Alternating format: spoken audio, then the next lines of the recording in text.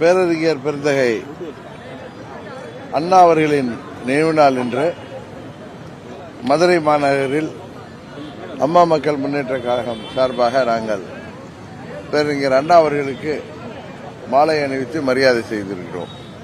Sir, வம்பிலுக்கு வீணர்கள் தெம்பிழந்து போவார்கள் முதல்வர் சொல்லியிருக்காரு. எப்படி பாக்குறீங்க? அவர்கிட்ட வம்பலுக்கும் வீணர்கள் தெம்பிழந்து போவார்கள்ங்கிறாரு.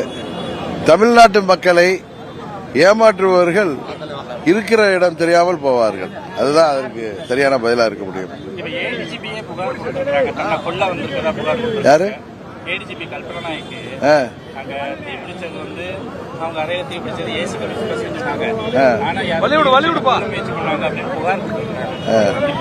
இதுதான் தமிழ்நாட்டில் ஒரு ஏடிஜிபி கூட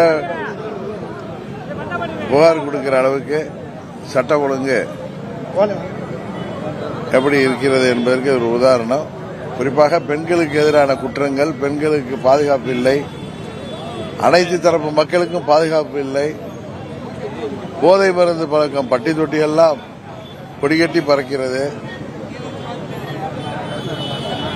இதுபோல பல்வேறு சமூக விரோத செயல்கள், கூலிப்படைகள், 5000த்திற்கும் 10,000த்திற்கும் யார் உயிரையும் எடுக்கின்ற கூலிப்படைகள், போதை மருந்து பழக்கத்தால் இளைஞர்கள் இன்றைக்கு பாழாகி கொண்டிருக்கிறார்கள். இந்த ஆட்சியில் வெறும் விளம்பரம் ஒன்றை கொடுத்து கொண்டு இந்த ஆட்சி போய் கொண்டிருக்கிறது. இதற்கு 26 சட்டமன்ற பொது தேர்தல் தமிழ்நாடு மக்கள் நல்லதொரு முடிவை இந்த ஆட்சிக்கு தருவார்கள். நல்ல முடிவு வரும். ஆனா உங்க கூட்டணியில வெளியிடப்பட்ட பட்ஜெட்ல தமிழ்நாடுங்கிற பேரே இல்லையே. நான் நேற்று விருதுநகர்ல என்ன கேட்டப்ப சொன்னேன், இதற்கு முன்படி இருந்த ஆட்சிகள்லையும் ஏன் 2004 14 வரைக்கும் இருந்த திமுக கூட்டணியில் இருந்த அந்த யூஎஃப் கவர்மெண்ட், அதுல மன்மோகன் சிங் தலைமையிலான ஆட்சியில் அந்த 10 ஆண்டுகள்ல நீங்க ஒவ்வொரு ஆண்டு 2004 5லிருந்து 2013 14 வரைக்கும் பாருங்க, 2-3 முறை தான் தமிழ்நாட்டின் பெயர் மென்ஷன் ஆயிருக்கு. பொதுவா ஒரு மத்திய அரசாங்கம் பட்ஜெட் அறிவிச்சுன்னா அது அனைத்து மாநிலங்களுக்கும் பொதுவானது. பல்வேறு திட்டங்களை அறிவிச்சிருக்காங்க. இங்க இருக்கிற இந்த கையாளாகாத ஆட்சியாளர்கள் அவர்களால் ஒன்றும் நிதியை சரியான முறையில் கையாள முடியவில்லை. அவர்களுடைய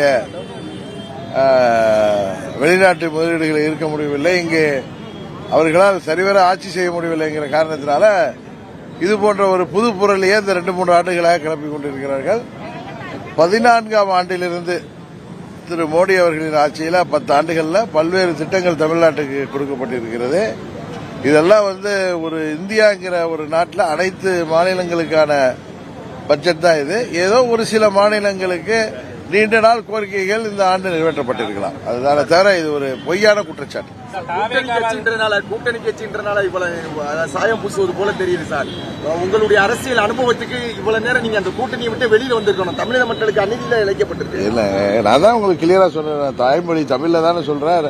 நீங்க 2004 இருந்து அப்ப நம்ம ஊரை சேர்ந்த திரு பி சிதம்பரம் நிதியமைச்சராக மத்திய அரசில் இருந்தப்ப எத்தனை ஆண்டு அவர்கள் தமிழ்நாடு பெயர் உச்சரிக்கப்பட்டிருக்கு நீங்க சொல்லுங்க. அதுக்கப்புறம் நம்ம அடுத்த முறை நான் வர்றப்ப உங்களுக்கு நான் அந்த குறிப்பே தர்றேன், எந்த ஆண்டுலன்னு.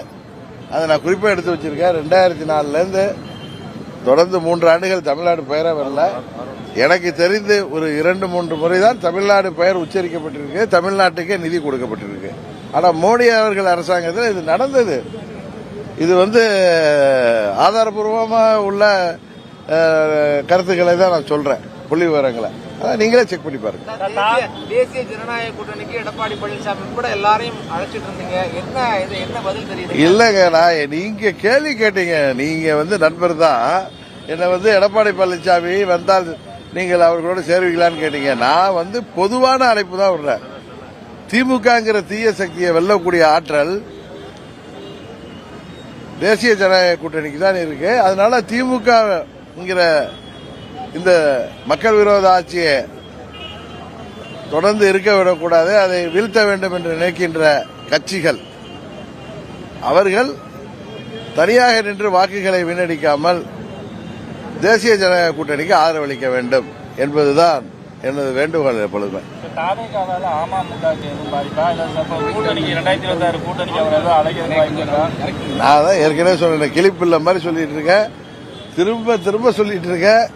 திமுகங்கிற தீய சக்தியை வீழ்த்த நினைக்கிற கட்சிகள் தனித்து போட்டியிட்டு வாக்குகளை வீணடிக்காமல் தேசிய ஜனநாயக கூட்டணி தான் சரியான தீர்வு, அதற்கு ஆதரவு அளிக்க வேண்டும். அதுபோல எந்த கட்சியாலும் அம்மாவின் தொண்டர்களுக்கு பாதிப்பில்லை. அது ஒரு லாஜிக் இல்ல. ஏன்னா அங்கேயும் சிஎம் கேண்டிடேட், இங்கேயும் சிஎம் கேண்டிடேட், எல்லாரும் எப்படி ஒரு அலையன்ஸ்குள்ள வர முடியும்?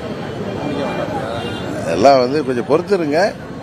நான் எனது கோரிக்கை தான், எனது விருப்பத்தை தான் நான் சொல்றேன்.